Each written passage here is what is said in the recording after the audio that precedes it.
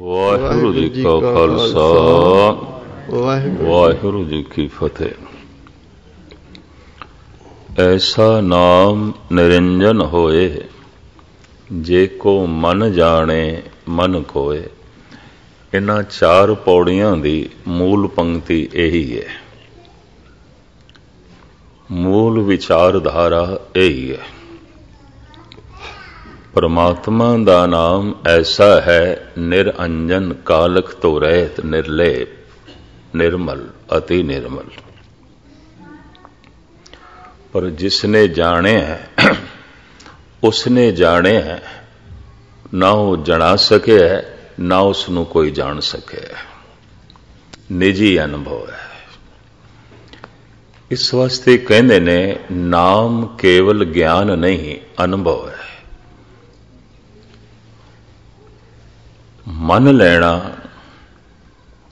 एक अवस्था है। मैं किसी नू मन लिया, ये ज्ञान नहीं, ज्ञान तो अगे दी गल है। या इसनू मैं इस तरह बयान करा, चलो किसी एक व्यक्ति बारे एक तो मैं उसका नाम जानदा, एक लेबल है, ये मैं जानदा। फिर मैं उसकी गोत नू जानदा,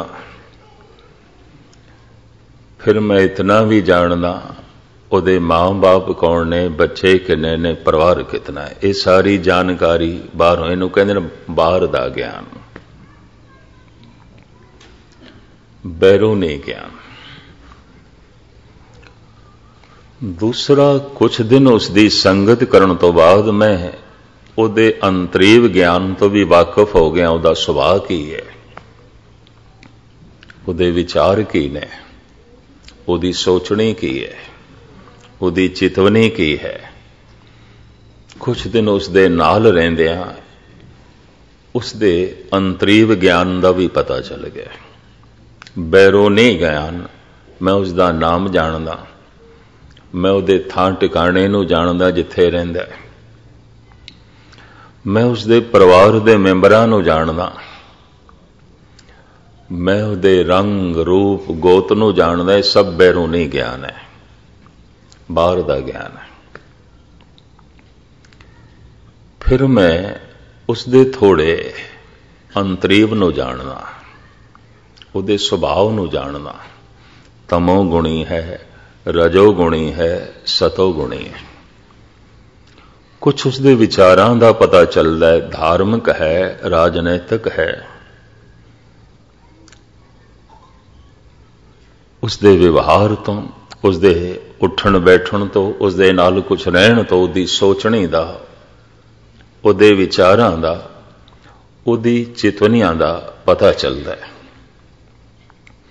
ये अंतरीव ज्ञान है। पर इस तो बाद एक होर ज्ञान है जिसनों अनुभव ही कह देंदे ने। सारी दुनिया के मनुखों की मूल समस्या इको ही है, अलग अलग नहीं है। मुल्क अलग अलग हो सकते हैं, जात पात अलग अलग हो सकती है, मजहब अलग अलग हो सकते हैं, भाषा अलग अलग हो सकती है, रंग रूप नस्ल अलग अलग हो सकती है। सब दी मूल समस्या इको ही है, अहंकार है, लोभ है, काम है, और कोई समस्या नहीं। चाहे वो पढ़ा लिखा है, चाहे अनपढ़ है, चाहे हिंदू है, मुस्लिम है, सिख है, ईसाई है, जैन है, बौद्ध है, यहूदी है, पारसी है। चाहे वो किसी मुल्क का है, किसी गोत का है, किसी रंग रूप नस्ल है, सारे मनुखों की मूल समस्या इको ही है। ये अनुभवी ज्ञान है।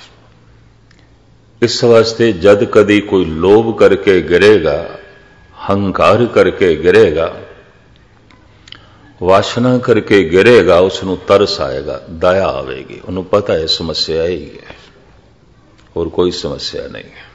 ये अनुभवी ज्ञान है कि सिर्फ बाहर का ज्ञान नहीं कि चलो मैं उसके नाम नूं जानदा, उसकी गोत नूं जानदा, उसके परिवार नूं जानदा।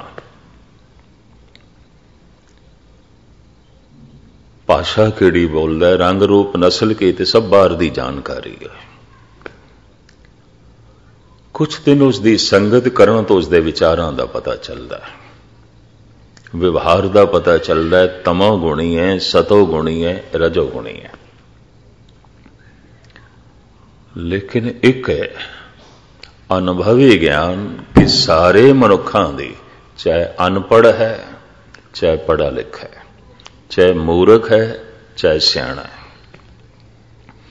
ਚਾਹੇ ਬੜੀਆਂ ਬੜੀਆਂ ਡਿਗਰੀਆਂ ਨੇ ਕੋਲ, ਬਹੁਤ ਪੜ੍ਹਾ ਲਿਖਾ ਹੈ, ਦਾਰਸ਼ਨਿਕ ਹੈ, ਚਿੰਤਕ ਹੈ, ਫਿਲਾਸਫਰ ਹੈ, ਜਾਂ ਬਿਲਕੁਲ ਮੂੜ ਹੈ, ਸਮੱਸਿਆ ਇੱਕੋ ਹੀ ਹੈ। ਤੇ ਵੀ ਮਰਜ਼ ਕਰਦੇ ਹਾਂ ਸਾਰਿਆਂ ਦੀ। ਇਹ ਅਨੁਭਵੀ ਗਿਆਨ ਹੈ। ਇਸ ਤਰ੍ਹਾਂ ਮਨੁੱਖ ਲੈਂਦਾ ਨਹੀਂ ਇਸ ਗੱਲ ਨੂੰ। ਜਦ ਕਿਸੇ ਨੂੰ ਗਿਰਦਾ ਹੋਇਆ ਦੇਖਦਾ ਹੈ ਤੇ ਗਿਰਾਵਟ ਕੀ ਹੈ? ਕਿਧਰੇ ਲੋਭ ਵਸ ਹੋ ਕੇ ਬੇਈਮਾਨ ਹੋ ਗਿਆ, ਕਿਧਰੇ ਹੰਕਾਰ ਵਸ ਹੋ ਕੇ ਹਿੰਸਕ ਹੋ ਗਿਆ, ਕਿਧਰੇ ਵਾਸ਼ਨਾ ਵਸ ਹੋ ਕੇ ਦੁਰਾਚਾਰੀ ਹੋ ਗਿਆ। ਇਹ ਸੀਮਾ ਦਾ ਫਰਕ ਹੈ, ਡਿਗਰੀ ਦਾ ਫਰਕ ਹੈ। ਵਾਸ਼ਨਾ ਦੇ ਚ ਉਹ ਵੀ ਹੈ, ਹੰਕਾਰ ਦੇ ਚ ਉਹ ਵੀ ਹੈ, ਜਾਂ ਲੋਭ ਦੇ ਚ ਉਹ ਵੀ ਹੈ। ਫਰਕ ਸਿਰਫ ਇਤਨਾ ਹੈ, 100 ਡਿਗਰੀ ਤੇ ਗਰਮ ਹੋ ਜਾਏ ਪਾਣੀ ਤੇ ਭਾਪ ਬਣ ਜਾਂਦਾ, ਉਸ ਤੋਂ ਪਹਿਲੇ ਨਹੀਂ। ਡਿਗਰੀ ਦਾ ਫਰਕ ਹੋ ਸਕਦਾ 99 ਤੇ ਹੋਵੇਗਾ। ਲੋਭ ਉਸ ਦੇ ਅੰਦਰ ਵੀ ਹੈ। ਉਹ ਜਦ ਕਿਸੇ ਨੂੰ ਗਿਰਿਆ ਹੋਇਆ ਵੇਖਦਾ ਤਾਂ ਉਸ ਨੂੰ ਤਰਸ ਆ ਜਾਂਦਾ ਹੈ। ਇਹ ਅਨੁਭਵੀ ਗਿਆਨ ਹੈ।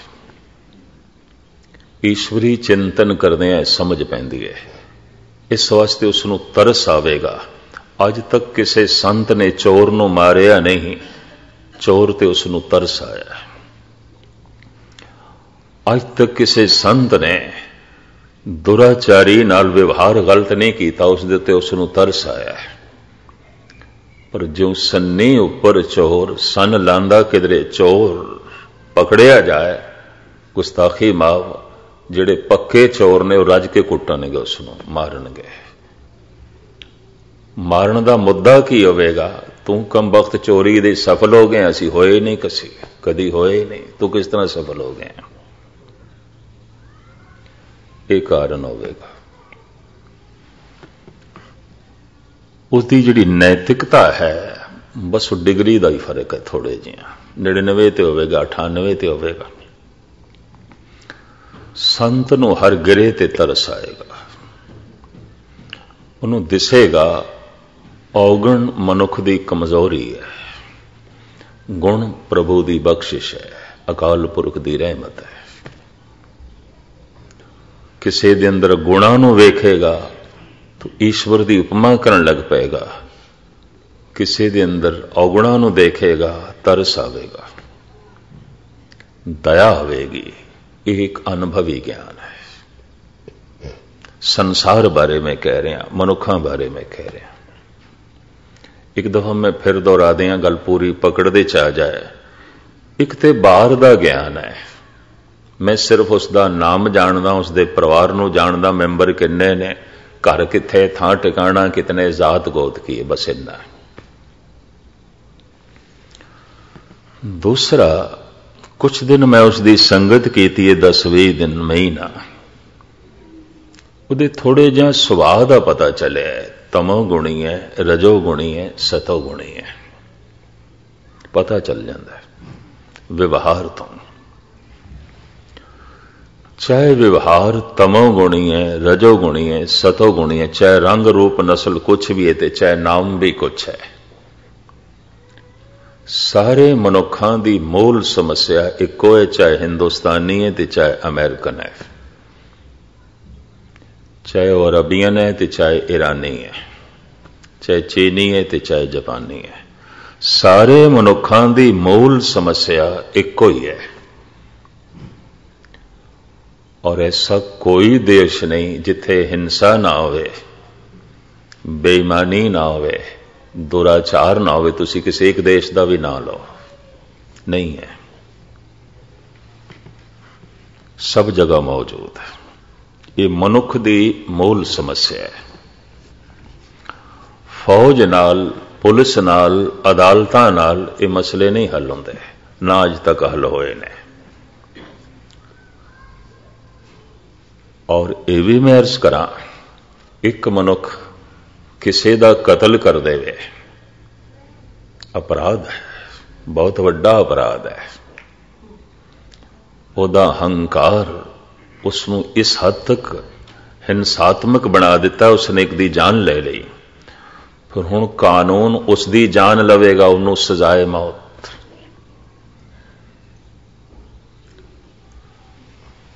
मैं भारत विच ये दो शब्द कहे सन, गल रफा दफा हो गई, वरना मैनू नोटिस मिलिया सी भी तुसी अदालत के खिलाफ बोले हो, कानून के खिलाफ बोले हो। ये अदालत की तौहीन का मसला खड़ा हो सकता है। मैं कि एक मनुख ने कतल किया है, जुर्म है, हुण कानून उसका कतल करे तो यह किस तरह पुण्य हो गया, यह किस तरह महान हो गया।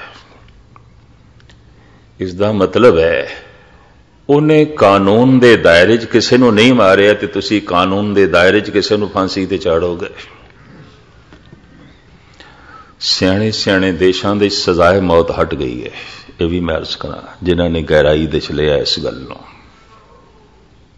हिंसक सारे ही आउंदे ने, हंकार ते सारियां दे अंदर है, डिग्री का फर्क है।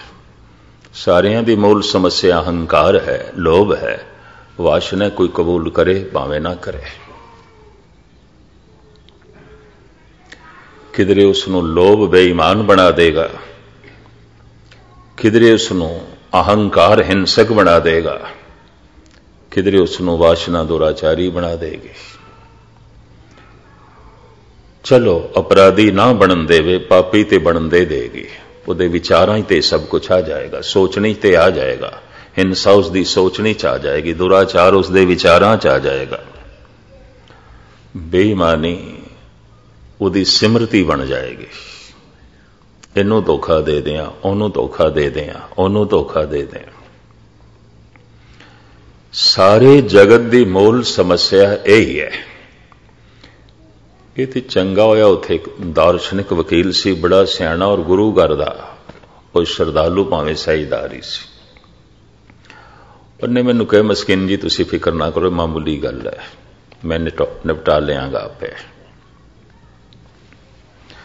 मैं इतना ही आखिया सी, एक मनुख कतल करता है, कातिल है, क्योंकि उसने कानून के दायरे च किसी को नहीं मारिया, तो फिर कानून उसकी हत्या करता है, उन्होंने फांसी ते चाढ़ता है, उन्होंने मारदा है कानून के दायरे च।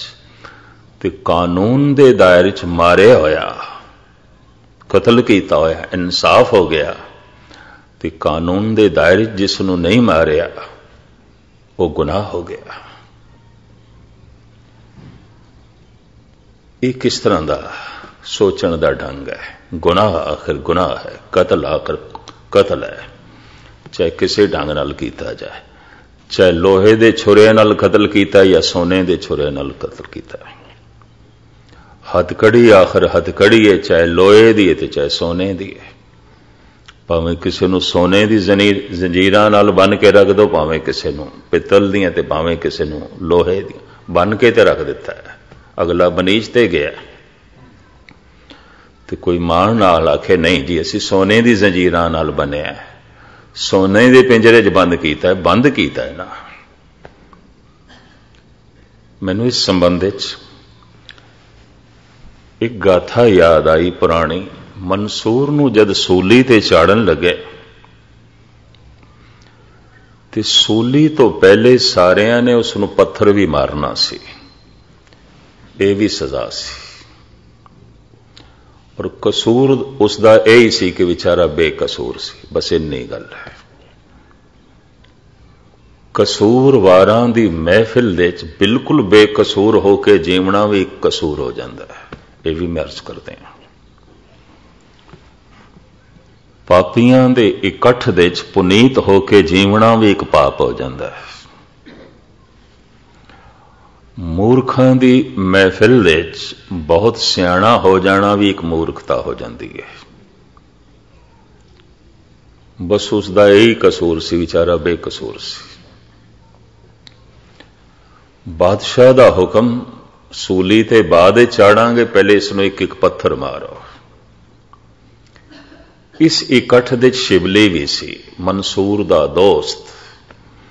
जैसे मंसूर सूफी सी, वह भी सूफी सी। मंसूर ने खुदा नू समझिया सी, उसका अनुभव सी, खुदा उसकी जिंदगी सी, उन्होंने प्राप्त कर लिया सी। शिवली की समझ दे ते आई, अनुभव ते सी उसका, लेकिन अजे उस पद्धर ते नहीं सी, वो प्राप्ति नहीं सी जो मंसूर कोल सी। लेकिन इतना जरूर पता सी, मंसूर बेकसूर है। पर उन्हें देखिया हुण सारियां ने पत्थर चुक ले ने मारन वास्ते, ते मैं ना चुकिया ते मैं ना मारिया, ते मैनू साथी समझ के किधर मैनू ही सूली ते ना चाड़न। हुक्म होया मारो। सारियां ने पत्थर मारे। शिवली कोल एक फुल सी गुलाब दा, उन्हें भी खिंच के मारिया इंज मुठ बंद करके, सिर्फ ये समझाण वास्ते कि लोगों को पता चले मैं भी मारे। पत्थर लगे, हसदा रहा मंसूर, हसदा रहा। पर गजब की गल, अद्धे पत्थर उसनों नहीं भी लगे सन, निशाने ते नहीं लगे सन। अद्धे जिहड़े लगे हसदा रहा। पर रब दी नेत समझो, वो जो गुलाब खिंच के मारे वो इत्थे मत्थे ते लगे फुल। चीख निकल गई मंसूर दी बड़ी उच्ची। शिवली कोल पहुंचे, अखां भरियां ने, मित्रा पत्थर तेरे जिसम नूं लगदे रहे, तू लहू लुहान होंदा रहा ते हसदा रहा। मैं ते फुल मारे और फुल भी गुलाब दा। तेरी चीख निकल गई। मंसूर कहंदा तू फुल भेंट नहीं कीता, मारे मारे। सवाल यह नहीं कि हुण पत्थर नाल मारना है कि फुल नाल मारना है, मारे मारन नाल चोट लगी।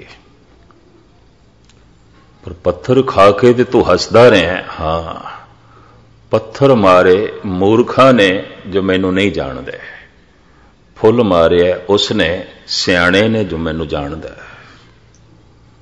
इस करके चीख निकल गई है। मेरी अवस्था नू जानदा है, मैनू जानदा है, मेरी तरह अनुभवी पुरुष है। यह भी पैसे दे चा गया।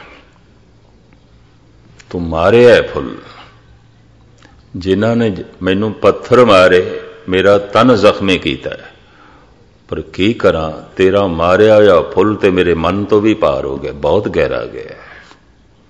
समझदार ने मारे, एक फकीर ने मारे, एक संत ने मारे, जबकि संत का एक कर्म नहीं आता, संत की यह सोचनी नहीं आती। सवाल यह नहीं कि तू फुल मारे, सवाल यह है कि मारे तू भेंट नहीं किया, मारे। पैरी पै गया शिवली। हाँ, मैं मारे। मंसूर कहंदे ने हुण तेरे ते मैनू तरस आया है, ते जिस ते तरस आवे पछड़े होया है। तेनू देख के मैनू तरस आया, तू गिरे है, बाकी भीड़ दे तू भी गिरे है, तू भी थल्ले चला गया। मुख्तसर मैं अर्ज करा, अनुभवी ज्ञान दूसरे दी अत्यंत गिरावट नूं वेख के भी उसनूं तरस आवेगा, क्योंकि उसनूं समझ है सारियां दी मूल समस्या इक्को ही है। जद कदी कोई गिरेगा, अहंकार करके गिरेगा, लोभ करके गिरेगा, वासना करके गिरेगा, और क्यों गिरेगा? यही गिरावट है। सारे संसार दी मूल समस्या यही है, चाहे वह किसी मुल्क दा है, किसी जात दा है, किसी मजहब दा है। ऐसे मनुख नूं कहंदे ने यह अनुभव प्रकाश दे च जीवदा है। उसनूं पढ़ा लिखा मिलेगा, अनपढ़ मिलेगा, मूर्ख मिलेगा, सियाणा मिलेगा, हिंदू मिलेगा, मुस्लिम मिलेगा, उसनों समझ है मूल समस्या ही है। ये बेईमान नहीं होया, सीमा विच है, नैतिक है। क्योंकि अनैतिक होने नाल समाज कबूल नहीं करता, अनैतिक होने नाल कानून सजा देंदा है। तो नैतिक होके जी रहा है, वो इन्हां अपनियां बिरतियां नूं सीमा दे च रख रहा है। इस वास्ते नैतिक मनुख एक संत की दृष्टि दे च ਉਹ ਨੇ जो मन के तल ते अपराधी ने, पापी ने, अजे तन के तल ते प्रगट नहीं होया, उन्होंने उत्ते तरस आउंदा है। अपराध तन के तल ते प्रगट नहीं होया, सीमा दे च रखिया होया हंकार नूं, सीमा दे च रखिया होया लोभ नूं। ये बेईमानी तक ना पहुंचे, किसी नूं चोट ना पहुंचावे, लेकिन अंदर ते है। इस नूं कहंदे ने अनुभवी ज्ञान। पर चूंकि सारे मनुखों की समस्या यही आउंदी है, उसनूं तरस आउंदा है, घृणा नहीं करता। अगर घृणा भी करता है तो यह अनुभवी पुरुष नहीं है, तो संसारी है, बिल्कुल दुनियावी बंदा है। अगर यह घृणा करता है, नफरत करता है, एक तो मैनू ये पता है कि भोजन किसने बनाया है, मैनू ये पता है। एक फिर मैनू ये भी पता है कि भोजन की है, दाल की है, सब्जी की है, कि रोटी मकई दी है, कणक दी है, मैनू समझ है। ये दूसरी समझ है मैनू। एक उसकी समझ है जिन्हां ने बनाया है, एक उसकी समझ है जो बने हैं। ये दो समझ है। मैं फिर दोहरावां, एक तो इसकी समझ है जिसने बनाया है भोजन, एक इसकी समझ है जो बने है भोजन। भावें बनाने वाले की समझ है, भावें बने हुए की भी समझ है, पर यह भोजन मेरे जीवन का हिस्सा नहीं बनया, मेरा खून नहीं बनया, मेरा मांस नहीं बनया, क्योंकि मैं खादा ही नहीं, मैं छकिया ही नहीं। ये भोजन मेरा खून नहीं है, ये भोजन मेरी हड्डियां दे च नहीं है, ये भोजन मेरा मांस नहीं है, ये भोजन मेरे इंद्रियां की शक्ति नहीं है। मैं भोजन बारे भी जानदा, ते भोजन नूं जिन्हां ने बनाया है उस बारे भी जानदा हां, फिर भी ये भोजन मैं नहीं हां, ये मेरा मांस नहीं है, ये मेरा खून नहीं है। कथा कहानी सुन के, गुरबाणी पढ़ के, समझ के, एक तो मैं गुरबाणी के अर्थां नूं जानदा, एक गुरबाणी मैनूं कंठ है, एक कंठ है, एक मैनूं अर्थबोध का ज्ञान है। एक तो यह दो तरह की समझ है। इनू कहते ने ईश्वर के संबंध बारे जानना, परमात्मा बारे जानना। एक ऐसा हुंदा है कि मनुख बाणी का रूप हो जाता है। बाणी किसनू कहते ने? गुरु का रूप हो जाता है। वाकई जिस दिन सिख गुरु का रूप हो जाता है, गुरु नू कहना पैंदा मेरा अपना ही रूप है, खालसा मेरो रूप है खास, खालसे मैं हूं करो निवास। वो परमात्मा का रूप हो जाता है। परमात्मा नू भी कहना पेगा मेरा अपना ही रूप है। अब तो जाए चढ़े सिंहासन, मिले हैं सारंग पानी, राम कबीरा एक भय हैं, कोई न सके पछानी। ये राम ही हो गया। हुण उसदे सुभाव दे राम प्रगट होवेगा, उसदे व्यवहार दे राम प्रगट होवेगा, उसदे विचारां दे सोचने दे ते राम है ही। हुण उसदे रोम रोम दे राम उसदा सुभाव है, राम उसदी जिंदगी है। हुण राम तो बिना होर कुछ भी नहीं। ये उसदा निजी अनुभव है। सुनन तो बाद जो मनना है, मनना इस ढंग का नहीं जिवें आम समझिया जाता है बई मैं मनदा नहीं, मेरे मन का हिस्सा बन गया। जो भोजन मैं खादा नहीं वो मेरे तन का हिस्सा नहीं, और जिसनों मैं मनिया नहीं वो मेरे मन का हिस्सा नहीं। ਲੋਕੀ ਕਹਿੰਦੇ ਤੇ ਹਨ ਅਸੀਂ ਗੁਰੂ ਨੂੰ ਮੰਨਦੇ ਹਾਂ ਤਾਂ ਹੀ ਗੁਰਦੁਆਰੇ ਆਉਂਦੇ ਹਾਂ, ਅਸੀਂ ਗੁਰੂ ਨੂੰ ਮੰਨਦੇ ਹਾਂ ਤਾਂ ਹੀ ਤੇ ਮੱਥਾ ਪੈ ਟੇਕਦੇ ਹਾਂ, ਗੁਰੂ ਨੂੰ ਮੰਨਦੇ ਹਾਂ ਤਾਂ ਹੀ ਤੇ ਕਥਾ ਕੀਰਤਨ ਗੁਰੂ ਦੀ ਸੁਣਨ ਆਇਆ, ਪਰ ਵਿਵਹਾਰ ਦੇ ਵਿੱਚ ਤੇ ਗੁਰੂ ਪ੍ਰਗਟ ਨਹੀਂ ਆਉਂਦਾ। ਸੰਧਿਆ ਦਾ ਸਮਾਂ ਹੈ, ਸ਼ਰਾਬ ਦੀ ਬੋਤਲ ਖੋਲ ਕੇ ਬੈਠਾ ਹੈ, ਤੇਰਾ ਮੱਥਾ ਟੇਕਣਾ ਕੀ ਮੈਨੇ ਰੱਖਦਾ ਹੈ, ਤੇਰਾ ਗੁਰਦੁਆਰੇ ਆਣਾ ਕੀ ਮੈਨੇ ਰੱਖਦਾ ਹੈ, ਤੇਰਾ ਕਥਾ ਕੀਰਤਨ ਸੁਣਨਾ ਕੀ ਮੈਨੇ ਰੱਖਦਾ ਹੈ। ਇਹ ਮੰਨਣਾ ਨਹੀਂ ਹੈ, ਗੁਰੂ ਮਨ ਦਾ ਹਿੱਸਾ ਨਹੀਂ ਬਣਿਆ। ਇਹ ਤੇ ਇੰਜ ਹੈ ਜਿਵੇਂ ਮੈਂ ਜਾਣਦਾ ਭੋਜਨ ਕਿਸ ਨੇ ਬਣਾਇਆ ਹੈ, ਮੈਂ ਜਾਣਦਾ ਇਹ ਭੋਜਨ ਕੀ ਬਣਿਆ ਹੈ, ਮੈਂ ਇੰਨਾ ਜਾਣਦਾ ਇਹ ਦਾਲ ਬਣੀ ਹੈ, ਸਬਜ਼ੀ ਬਣੀ ਹੈ, ਰੋਟੀਆਂ ਬਣੀਆਂ ਨੇ, ਇੰਨੀ ਸਮਝ ਹੈ। ਇਹ ਜਾਣਦਾ ਕਿਸ ਨੇ ਬਣਾਇਆ ਹੈ, ਵਾਸਤਵਿਕ ਇਹ ਭੋਜਨ ਕੀ ਹੈ, ਇਹ ਤੇ ਉਸ ਦਿਨ ਸਮਝ ਪਏਗੀ ਜਦ ਮੈਂ ਖਾਵਾਂਗਾ, ਮੇਰਾ ਖੂਨ ਬਣੇਗਾ, ਮੇਰੀ ਮਿੰਜ ਤੇ ਮਾਸ ਬਣੇਗਾ, ਉਹ ਭੋਜਨ ਮੇਰਾ ਤਨ ਹੋਵੇਗਾ। ਜਿਤਨੇ ਚਿਰ ਤੱਕ ਮਨ ਹੀ ਗੁਰੂ ਨਹੀਂ ਹੋ ਜਾਂਦਾ, ਮਨ ਤੂੰ ਜੋਤ ਸਰੂਪ ਹੈ, ਆਪਣਾ ਮੂਲ ਪਛਾਣ ਤੇ ਕੀ ਮੰਨਿਆ, ਕੁਝ ਵੀ ਨਹੀਂ ਮੰਨਿਆ।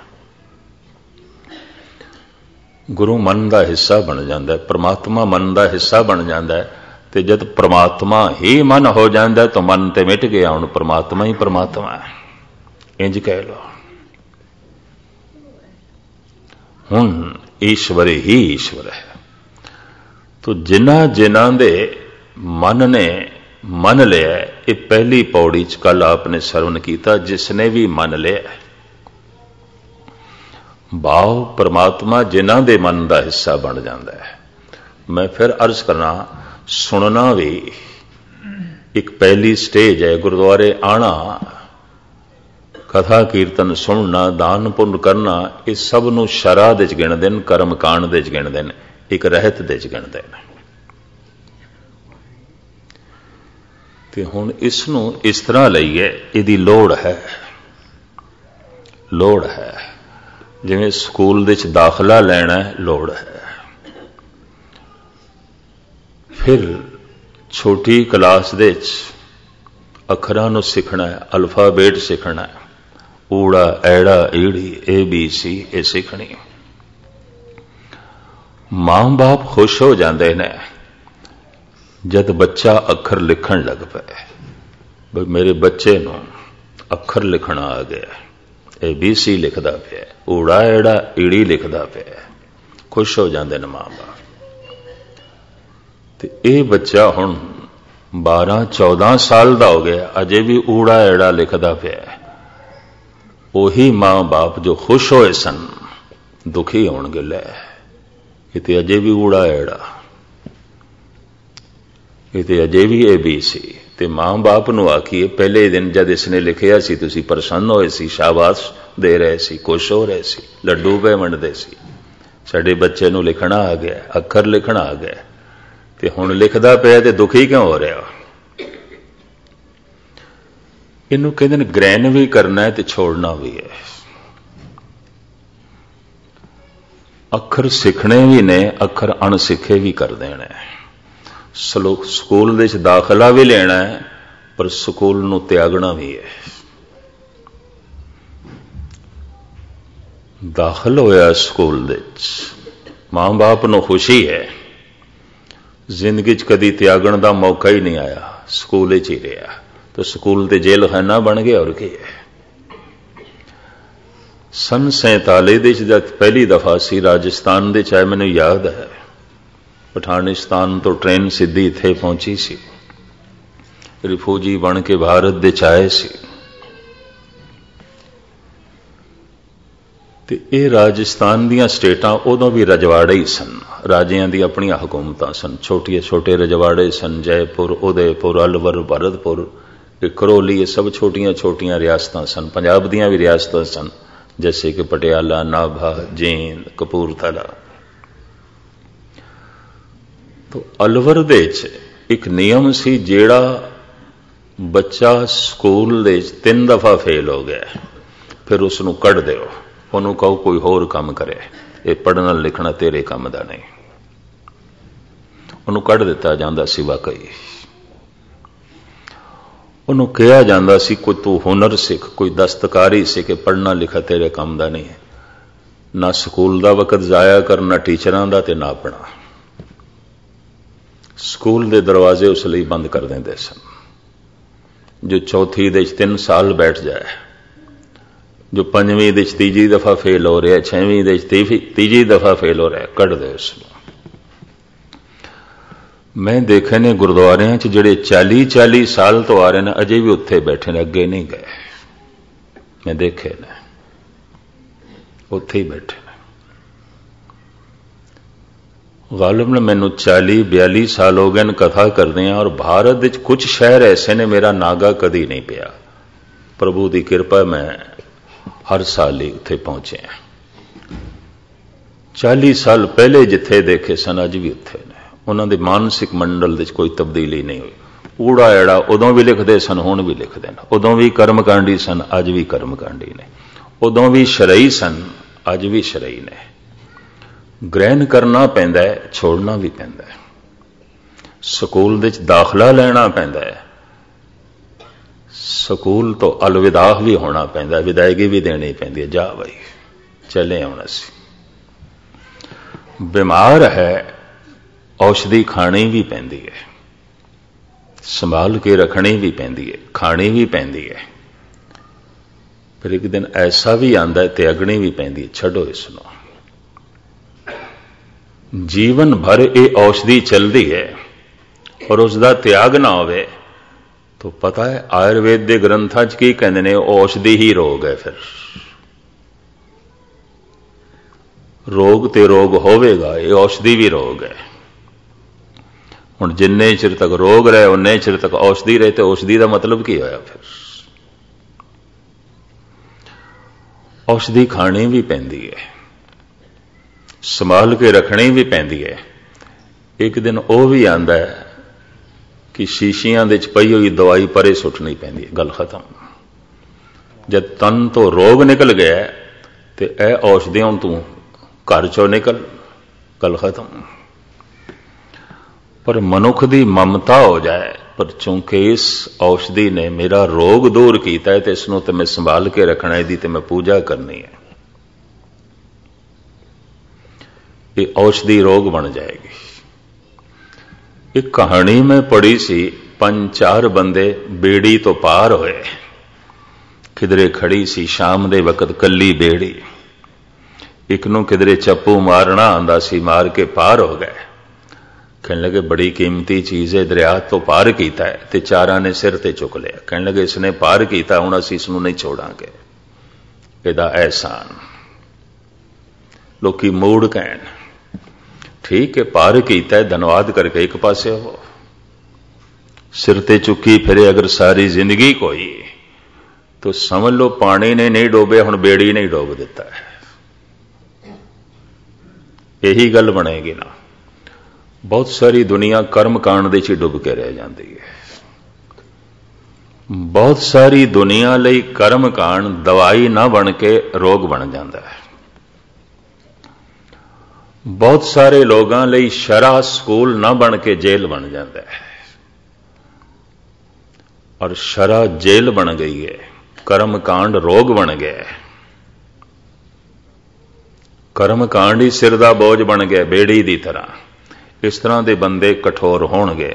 धर्म की दुनिया दे अगर बहुत वड्डे खून खराबे होंदे ने इन्हां ही लोकां करके। शरा ही शरा है, बाकी कुछ नहीं, सिर्फ शरा है। सिर्फ इतना ही पता है भोजन किसने बनाया, थोड़ियां नूं थोड़ी ज्यादा जानकारी है भोजन की बने, खादा कोई नहीं। ये भोजन उन्हां दा शरीर नहीं है, ये भोजन उन्हां दा खून नहीं है, ये भोजन उन्हां दी मिंज ते मास नहीं है, ये भोजन उन्हां दी हड्डियां दे च नहीं है। इस जानकारी नूं बैरूनी जानकारी कहंदे ने, अनुभव नहीं है, क्योंकि मन का हिस्सा ही नहीं बनिया।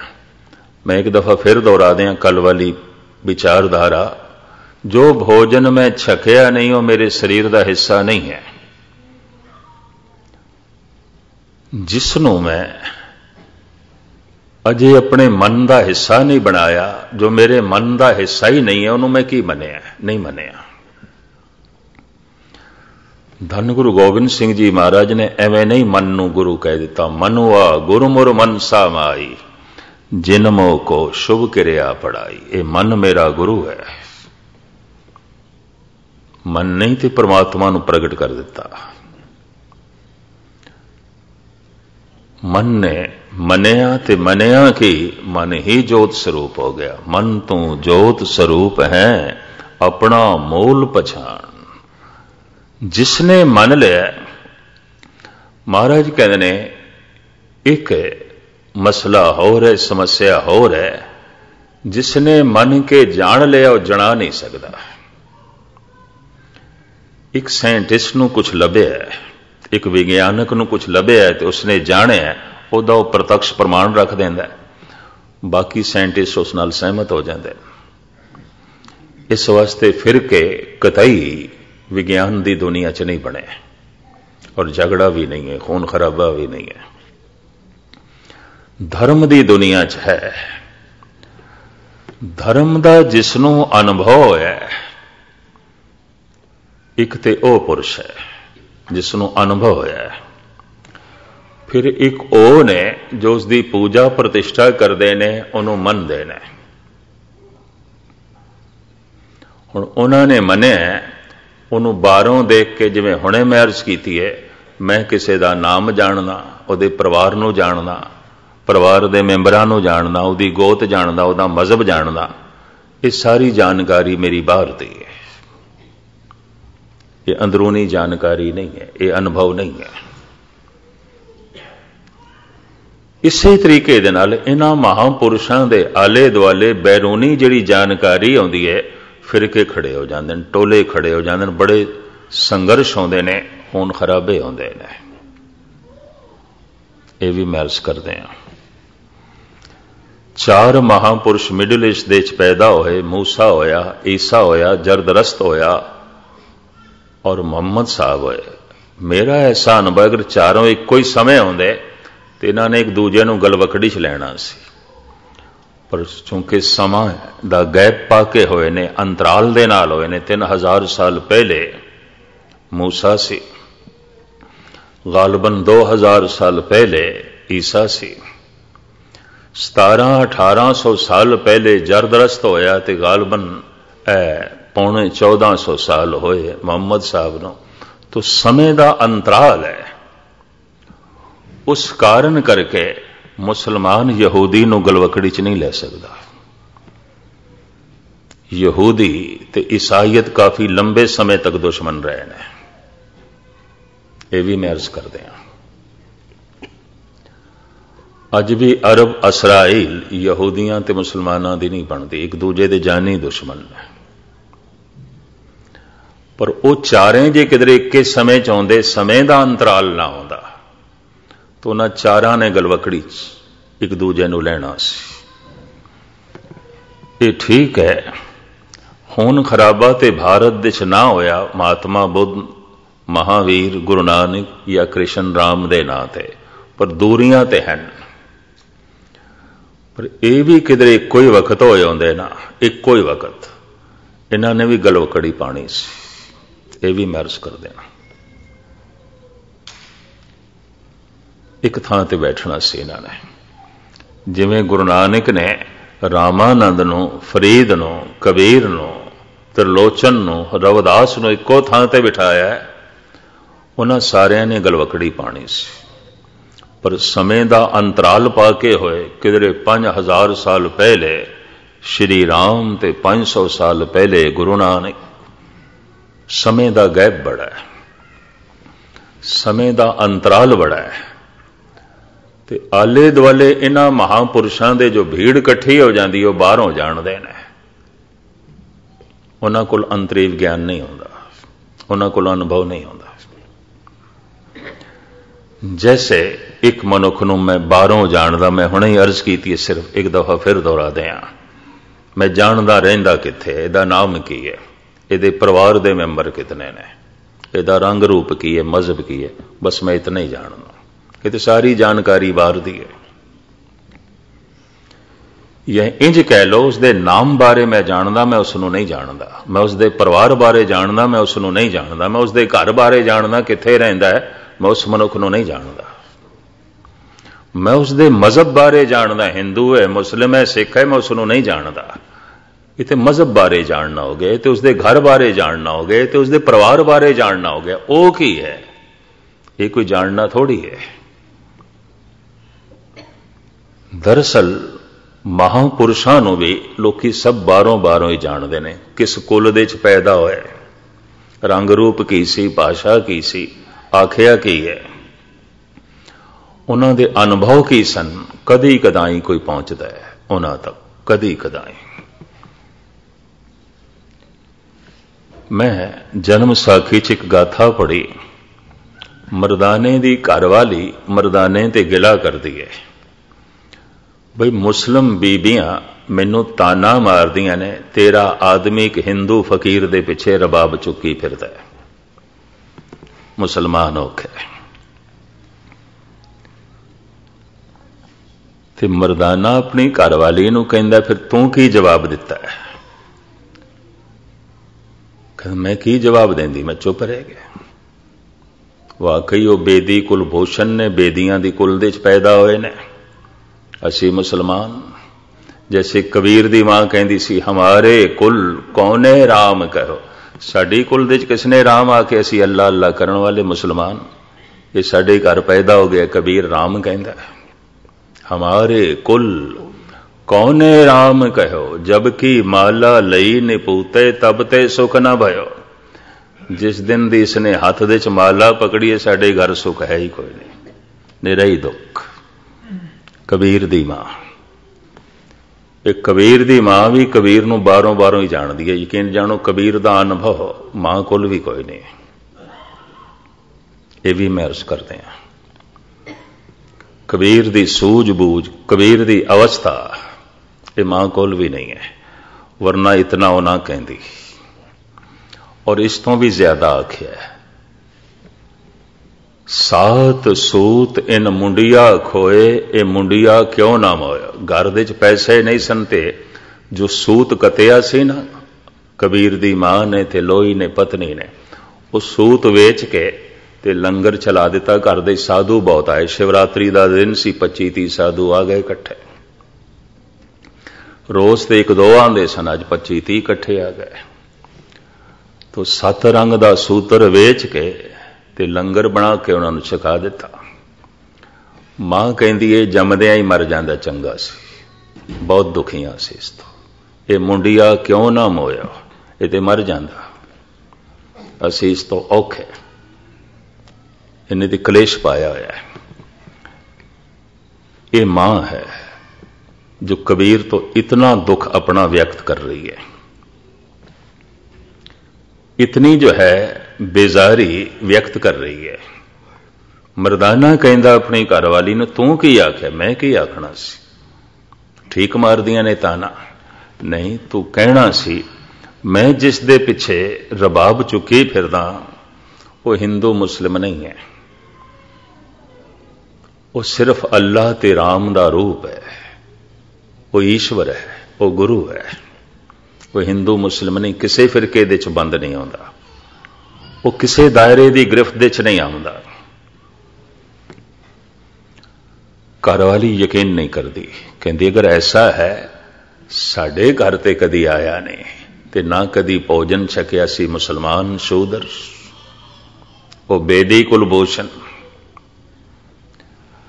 अगर इहो जिहां दी गल है, सारे उसकी निगाह च इक्को ही ने,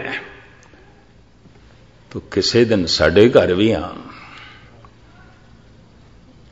मरदाना कहंदा फिर अज इंज ही सही, तू बना लंगर, भोजन बना, जो कुछ है घर दे च बना, मैं बाबे नूं बुला के लियाना। घरवाली कहंदी मैं बनाना ते है, बना देंदियां। वो नहीं आएगा, वो बेदियां दा मुंडा,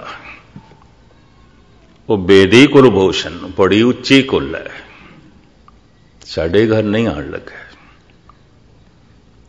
तो फिर मेरे हथ का भोजन, मैं मुसलमान ही, असी मुसलमान।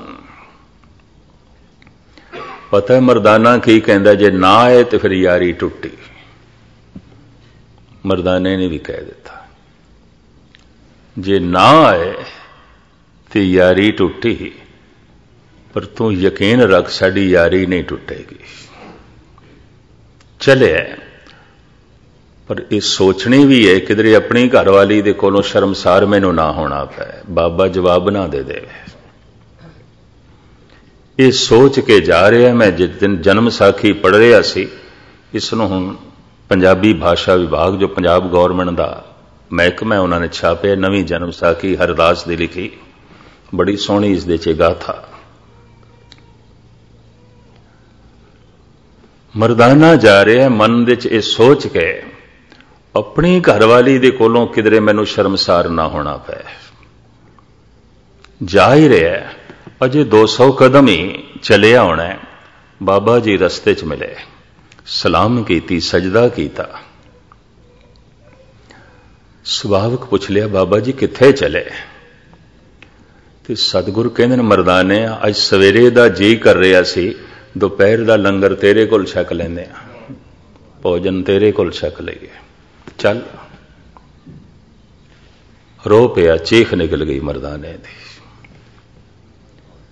बाबा एक निक्का जिहा किणका शक दा आ गया सी। गुरु ते ओ है और वास्तविक गुरु वो है जो हिरदे दे शक नूं मिटा देवे, जिसदा नाम, जिसदा ज्ञान, जिसदी होंद अंदर दे सारे शक धो देवे। आ गया सी शक, बाबा दूर हो गया। वाकई तू सांझा है, जिस तरह सूरज सांझा होंदा है, इस तरह ही अवतारी पुरुष ते संत सांझे होंदे ने, और जो सांझा ने उसनों संत कहने की लोड़ भी नहीं, अवतार कहने की लोड़ नहीं। वो सूरज नहीं होवेगा, किसी घर का जलदा होया टिमटिमांदा होया कोई दीवा ही हो सकता है, और कुछ नहीं, वक्त नाल बुझ जाएगा। ये भी महर्ष करते हैं, वो सूरज नहीं होवेगा। खैर, इस भूमिका नूं मैं बहुत लमकावा ना ते बतावा ना। परमात्मा का नाम जिन्हां दे मन का हिस्सा बन गया, इसनूं कहंदे ने मनन। जो जो मैं मने है वही मेरा मन है। ये भी मेरी सरवण करनी गौर नाल, जो मैं मने है वही मेरा मन है। अगर मैं लक्ष्य नूं साधन की तरह मनिया तो साधन नूं लक्ष्य की तरह, जैसे मैं इत्थों किसी शहर पहुंचना है, कार, बस, रेल, हवाई जहाज साधन हो सकती है, पर मैं साधन नूं लक्ष्य की तरह वरत लवां। कार दे च बैठा तो हुण मैं उतरना ही क्यों है, बस कार च बैठना ही मेरा लक्ष्य, तो मैं साधन नूं भुल जावां, लक्ष्य नूं भुल जावां जिथे मैं पहुंचना सी। लोकी परमात्मा नूं, धर्म नूं, गुरुआं नूं साधन की तरह वरतदे ने, लक्ष्य की तरह नहीं। मनोरथ है परमात्मा, मनोरथ है ईश्वर, मनोरथ है गुरु।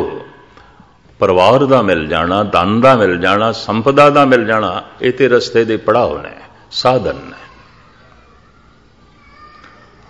पर हुण परिवार ही जीवदा रहे और सदैवी रहे और धन ही वधदा रहे, हमेशा वधदा रहे, ऐ गुरु असीस वास्ते तेरे को लाए, और कोई मतलब नहीं है।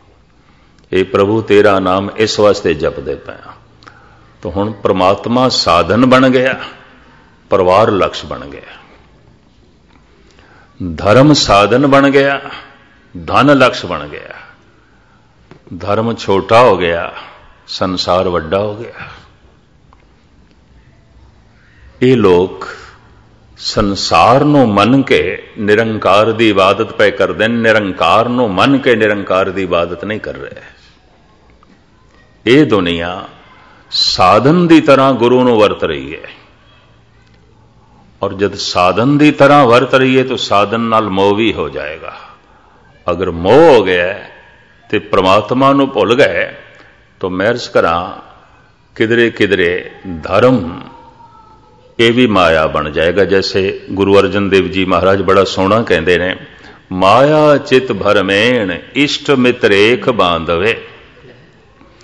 किधरे परिवार रोकदा है, किधरे बंधु रोकते हैं, किधरे धन संपदा रोकती है, किधरे इष्ट भी रोक देवे। इष्ट नाल इतना मोह हो जाए भी मेरा ही इष्ट वड्डा है, बाकी सारे एवें ही ने। जिन्हों मैं मनदा बस यही महान है, बाकी सारे एवें ही ने। और मैं उस नाल इतना जुड़ गया, हुण इस तो अगे परमात्मा की मैं सोचता ही नहीं। तो गुरु अर्जन देव जी कहते ने इष्ट भी माया हो गया, इष्ट भी माया है।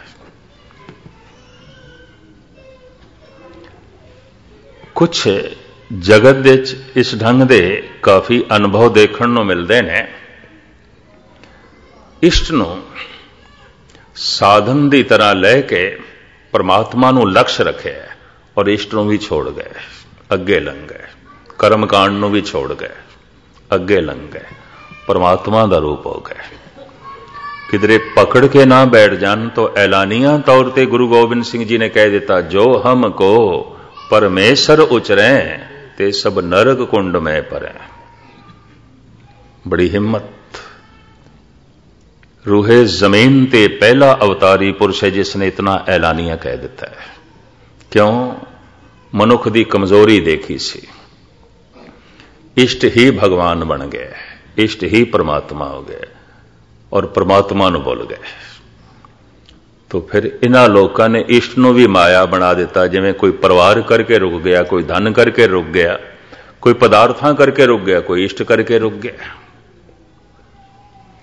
तो फिर इष्ट भी माया बन गया। माया चित भरमेन इष्ट मित्र एक बांधवे। सूफी फकीर शेख शरफ ने गुरु नानक नूं पुछिया सी, तुसी कौन हो? थोड़ी होंद, थोड़े विचार, थोड़ा साडे कोले बैठना साडे मन ते बड़ा सोहना प्रभाव पा रहा है। थोड़े कोल बैठना सानू इंज महसूस हो रहा है जिवें अल्लाह कोल बैठे, अल्लाह की याद चलती पई है। थानू देख के बहुत सोहने विचार हिरदे चलते पे ने। तुसी कौन हो? महाराज ने जो कुछ इत्थे जवाब दिता है बस मैं बाणी थानू सरवण करा दें, अर्थ तुसी खुद करना। मानस मूरत नानक नाम। कौन हो तुसी? मानस मूरत नानक नाम। चलो एक पंक्ति दे अर्थ कर दें। मनुख हां और इस मनुख दा नाम नानक है। बंदा, बंदे दा नाम नानक है। मानस मूरत नानक नाम, करणी कुत्ता दर फुरमान। शेख शरफ पैरी पै गया, सजदा करदा है, कुर्बान जांदा है। बाबा ऐ वली अल्लाह, थानू वेख के थोड़े कोल बैठ के सानू अल्लाह चेते आया है, रब चेते आया। तुसी कुछ भी पे आखो, सानू अल्लाह चेते आया है। तो खैर मुख्तसर में अर्ज करा, अवतार पीर पैगंबर संत महंत इन्हों भी परमात्मा के रस्ते च उपयोग की तरह ले सकते हैं, पर उत्थे ही रुक गए, उत्थे ही रुक गए। तो यह भी माया बन गए। यह भी मैं अर्ज करते हैं क्योंकि महाराज की बाणी कहती है, अवतार ना पावे अंत, परमेश्वर पार ब्रह्म बेअंत। वो बेअंत है, बेअंत है, सदैवी है। साहब कहते हैं इस तरह का अनुभव परमात्मा का जिसनों प्राप्त होया है वही जानता है, पर वह जना नहीं सकता, कह नहीं सकता, कुछ भी नहीं कह सकता, कोई प्रत्यक्ष प्रमाण भी नहीं दे सकता कि ऐसा होता है परमात्मा और ये है मेरी अवस्था। अगर वाकई वो कोई प्रत्यक्ष प्रमाण दे देंदा तो अज तक जितने संत सूली ते चाड़े गए, तत्ती तवी ते बिठाए गए, बंद बंद कटे गए, कतल किए गए, जहर का प्याला दे के मारे गए, ये ना होंदा। कोई प्रत्यक्ष प्रमाण नहीं। इते ऐसा नाम निरंजन होए, जे को मन जाने मन को, जिने जाने है सो जाने। उसका निजी अनुभव है, जना नहीं सकता, कोई प्रत्यक्ष प्रमाण वो नहीं दे सकता। और ऐसा पुरुष ईश्वर का रूप हो गया होंदा है। ईश्वर का स्वभाव उसके अंदर है। ईश्वर आनंद है तो आनंद उसके अंदर है। ईश्वर जन्म मरण तो रहत तो जीवन की लालसा ते मरण का भय उसके अंदर नहीं है। नानक बद्धा घर तहां जिथे मिरत न जन्म जरा। परमात्मा महारस है तो महारस उसके अंदर है। तो खैर लमकावा ना, साहिब कहते ने जिसने भी मन लिया मन ने सुरत होवे मन बुद्ध। इथे सुरत तो मुराद है समझ। उसके मन नूं समझ आ जाएगी, भाव उसके अंदर विचार चलणगे परमात्मामई। उसकी बुद्ध जो फैसला करेगी, निर्णय करेगी, सही करेगी, कतई गलत नहीं करेगी। उसका फैसला किसी नूं काबिले कबूल है या नहीं, यह गल नहीं, पर उसका फैसला गलत नहीं होगा, क्योंकि उसने परमात्मा नूं मनिया है ते परमात्मा उसके मन का हिस्सा है। इस वास्ते उन्होंने समझ होवेगी। मन ने सुरत होवे मन बुद्ध।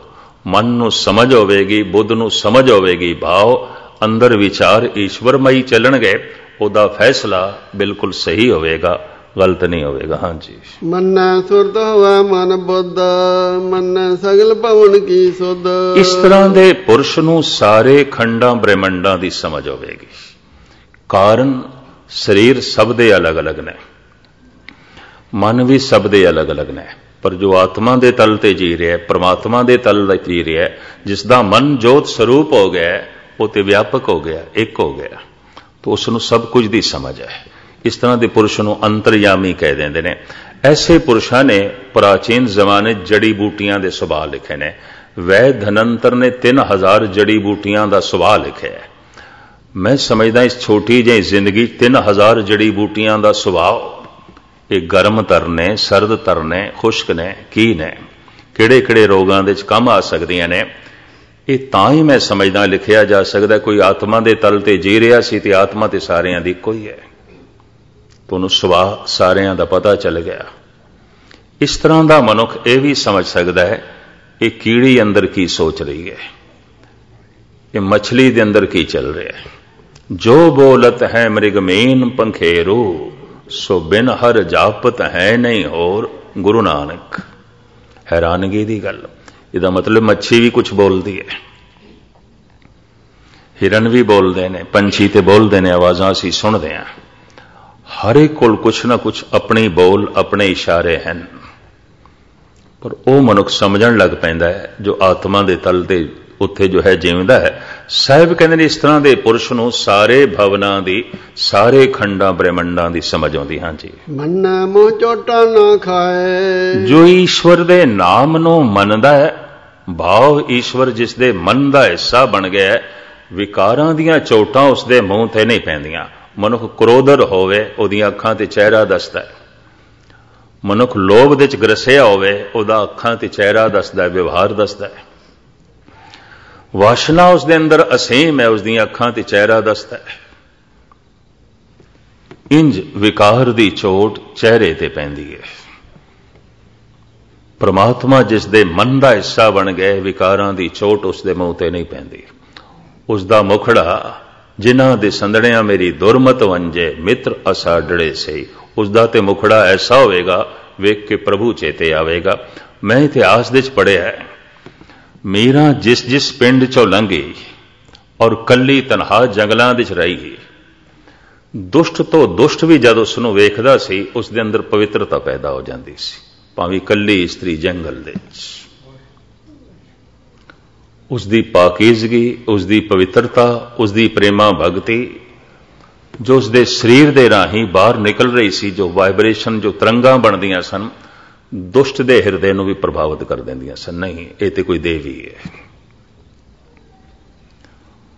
और वो जे सिर झुका के नहीं लंघिया तो कम से कम बेदाग होकर लंघ जाता सी, कोई गल नहीं। वरना एक इस्त्री का उस जमाने जंगलों के कलियां भरमण करना और रुखां तले रात कटनी, क्योंकि घरों ते कढ़ दी गई सी, पर उसकी पवित्रता इतना प्रभाव पा रही सी, उसकी तर्जे जिंदगी इतना दूजियां नूं जो है प्रभावित कर रही सी, जिसदे बारे गुरबाणी कहती है, संत के संग नहीं कछ गाल, दर्शन भेटत होत निहाल। तो मन ने सगल भवन की सुध मन ने मोह चोटा ना खाए, ਉਹਦੇ ਮੂੰਹ ਦੇ ਉੱਤੇ ਵਿਕਾਰਾਂ ਦੀਆਂ ਚੋਟਾਂ ਨਹੀਂ ਪੈਂਦੀਆਂ, ਕਿਉਂਕਿ ਉਹਦਾ ਮੁਖੜਾ ਪ੍ਰਮਾਤਮਾਮਈ ਹੋ ਜਾਂਦਾ ਹੈ, ਈਸ਼ਵਰਮਈ ਹੋ ਜਾਂਦਾ। ਹਾਂਜੀ, ਮੁੰਨੇ ਜਮ ਕੇ ਸਾਥ ਨਾ ਜਾਏ। ਇਸ ਤਰ੍ਹਾਂ ਦਾ ਪੁਰਸ਼ ਇਸ ਜੀਵਨ ਦੀ ਸਮਾਪਤੀ ਤੋਂ ਬਾਅਦ ਜਨਮਾਂ ਦੇ ਚੱਕਰ ਵਿੱਚ ਨਹੀਂ ਪੈਂਦਾ, ਮੁੜ ਕੇ ਉਸ ਦਾ ਜਨਮ ਨਹੀਂ ਹੁੰਦਾ। ਜਮਾਂ ਦੀ ਮਾਰ, ਜਨਮਾਂ ਦੀ ਮਾਰ, ਜਮ ਜਮ ਮਰੇ, ਮਰੇ ਫਿਰ ਜੰਮੇ, ਬਹੁਤ ਸਜ਼ਾਏ ਪਿਆ ਦੇ ਸਲਮੇ, ਮੁੜ ਕੇ ਨਹੀਂ ਜਨਮਦਾ, ਉਸ ਦਾ ਕੋਈ ਜਨਮ ਨਹੀਂ ਆਉਂਦਾ। ਹਾਂਜੀ, ਐਸਾ ਨਾਮ ਨਿਰੰਜਨ ਹੋਏ। ਪਰਮਾਤਮਾ ਦਾ ਨਾਮ ਐਸਾ ਨਿਰਲੇਪ ਹੈ, ਧੱਬਿਆਂ ਤੋਂ ਰਹਿਤ ਹੈ। ਹਾਂਜੀ, ਜੇ ਕੋ ਮਨ ਜਾਣੇ ਮਨ ਪਰ ਕੋਏ। ਜਿਹੜਾ ਜਾਣਦਾ ਹੈ ਉਹੀ ਜਾਣਦਾ ਹੈ। ਬਾਕੀਆਂ ਦੋ ਪੌੜੀਆਂ ਨੂੰ ਮੈਂ ਕੱਲ ਖੁਲਾਸਾ ਕਰ ਦਿਆਂਗਾ, ਤੇ ਕੱਲ ਇਸ ਦੌਰ ਦੀ ਇਸ ਸਥਾਨ ਤੇ ਆਪ ਦੀ ਆਖਰੀ ਸੇਵਾ ਹੋਵੇਗੀ, ਤੇ ਇਸ ਤਰੀਕੇ ਨਾਲ ਸ਼ਾਇਦ 15 ਪੌੜੀਆਂ ਹੋ ਜਾਣਗੀਆਂ। ਭਾਵੇਂ ਇੱਕ ਇੱਕ ਪੌੜੀ ਆਪਣੇ ਵਿੱਚ ਬਹੁਤ ਗਹਿਰਾਈ ਰੱਖਦੀ ਹੈ, ਬਹੁਤ ਤੁੱਛ ਬੁੱਧੀ ਅਨੁਸਾਰ ਜਿਤਨੀ ਗੁਰੂ ਨਾਨਕ ਦੇਵ ਜੀ ਮਹਾਰਾਜ ਸਮਝ ਦਿੰਦੇ ਨੇ, ਆਪ ਜੀ ਦੇ ਸਾਹਮਣੇ ਖੁਲਾਸਾ ਕਰ ਰਹੇ ਹਾਂ। ਮੰਨ ਲੈਣ ਤੋਂ ਮੁਰਾਦ ਇਹ ਨਾ ਲੈਣਾ ਮੈਂ ਦੁਹਰਾ ਵੀ ਅਸੀਂ ਗੁਰੂ ਨੂੰ ਮੰਨਦੇ ਹਾਂ ਤਾਂ ਹੀ ਤੇ ਗੁਰਦੁਆਰੇ ਆਇਆ, ਨਹੀਂ, ਇਹ ਮੰਨਣਾ ਨਹੀਂ ਹੈ। ਅਸੀਂ ਗੁਰੂ ਨੂੰ ਮੰਨਦੇ ਹਾਂ ਤਾਂ ਹੀ ਤੇ ਗੁਰਬਾਣੀ ਪੜ੍ਹਦੇ ਪਏ ਹਾਂ, ਅਸੀਂ ਗੁਰੂ ਨੂੰ ਮੰਨਦੇ ਹਾਂ ਤਾਂ ਹੀ ਤੇ ਸੇਵਾ ਕਰਦੇ ਹਾਂ ਲੰਗਰ ਦੀ, ਨਹੀਂ। ਅਜੇ ਗੁਰੂ ਸਾਡਾ ਅਨੁਭਵ ਨਹੀਂ ਬਣਿਆ। ਇਹ ਮੰਨਣਾ ਇੰਜ ਹੈ ਬਈ ਮੈਂ ਮੰਨਦਾ ਇਹ ਭੋਜਨ ਹੈ, ਮੈਂ ਮੰਨਦਾ, ਮੈਂ ਇਹ ਵੀ ਮੰਨਦਾ ਫਲਾਣੇ ਨੇ ਬਣਾਇਆ ਹੈ, ਮੈਂ ਮੰਨਦਾ, ਪਰ ਇਹ ਭੋਜਨ ਮੇਰਾ ਸਰੀਰ ਦਾ ਅੰਗ ਨਹੀਂ ਬਣਿਆ, ਇਹ ਮੇਰਾ ਖੂਨ ਨਹੀਂ ਹੈ, ਇਹ ਮੇਰੀ ਮਿੰਜ ਨਹੀਂ ਹੈ, ਇਹ ਮੇਰਾ ਮਾਸ ਨਹੀਂ ਹੈ, ਇਹ ਮੇਰੀਆਂ ਹੱਡੀਆਂ ਨਹੀਂ ਹੈ। ਆਏ ਹਾਂ ਗੁਰਦੁਆਰੇ, ਠੀਕ ਹੈ, ਭੋਜਨ ਦੀ ਖਿੱਚ, ਪਰ ਜਿਸ ਦਿਨ ਮੰਨ ਲਏਗਾ, ਮਨ ਗੁਰੂ ਮਨ ਦਾ ਹਿੱਸਾ ਬਣ ਜਾਏਗਾ, ਔਰ ਗੁਰੂ ਨੂੰ ਕਹਿਣਾ ਪਏਗਾ ਮੇਰਾ ਆਪਣਾ ਹੀ ਰੂਪ ਹੈ, ਖਾਲਸਾ ਮੇਰੋ ਰੂਪ ਹੈ ਖਾਸ, ਖਾਲਸੇ ਮੈਂ ਹੋਂ ਕਰੋ ਨਿਵਾਸ। ਅੱਜ ਇਤਨੀਆਂ ਵਿਚਾਰਾਂ ਪ੍ਰਵਾਨ ਕਰਨੀਆਂ। ਕੱਲ ਜਿਵੇਂ ਗੁਰੂ ਬਾਬੇ ਨੇ ਬਖਸ਼ਿਸ਼ ਕੀਤੀ, ਕਿਉਂਕਿ 2 ਪੌੜੀਆਂ ਨੇ ਅੱਗੇ ਮੰਨੇ ਦੀਆਂ, ਮੈਂ ਚਾਹੁੰਦਾ ਇਹ ਦੋਵਾਂ ਦੀ ਵਿਚਾਰ ਕੱਲ ਆਪ ਜੀ ਦੇ ਸਾਹਮਣੇ ਰੱਖ ਦਿਆਂਗੇ। ਪ੍ਰਥਮ ਹੈ ਮੰਨੇ ਮਾਰਗ ਠਾਕ ਨਾ ਪਾਏ, ਤੇ ਫਿਰ ਹੋਰ ਚੌਥੀ ਹੈ ਮੰਨੇ ਪਾਵੇ ਮੋਖ ਦੁਆਰ, ਮੁਕਤੀ, ਸਾਰੇ ਬੰਧਨ ਉਸ ਦੇ ਟੁੱਟ ਜਾਂਦੇ ਨੇ ਜੀਵਦਿਆਂ ਜੀ। ਇਸ ਅਵਸਥਾ ਨੂੰ ਕੱਲ ਆਪ ਜੀ ਦੇ ਸਾਹਮਣੇ ਰੱਖਾਂਗੇ। ਹੁਣ ਆਪ ਇੱਕ ਸ਼ਬਦ ਗੁਰੂ ਕੇ ਕੀਰਤਨੀਆਂ ਪਾਸੋਂ ਸਰਵਨ ਕਰੋ, ਨਾਲੇ ਆਨੰਦ ਸਾਹਿਬ ਦਾ ਪਾਠ ਤੇ ਸਮਾਪਤੀ। ਸਾਰਿਆਂ ਦਾ ਹਾਰਦਿਕ ਤੌਰ ਤੇ ਧੰਨਵਾਦ। ਭੁੱਲ ਚੁੱਕ ਦੀ क्षमा। ਵਾਹਿਗੁਰੂ ਜੀ ਕਾ ਖਾਲਸਾ, ਵਾਹਿਗੁਰੂ।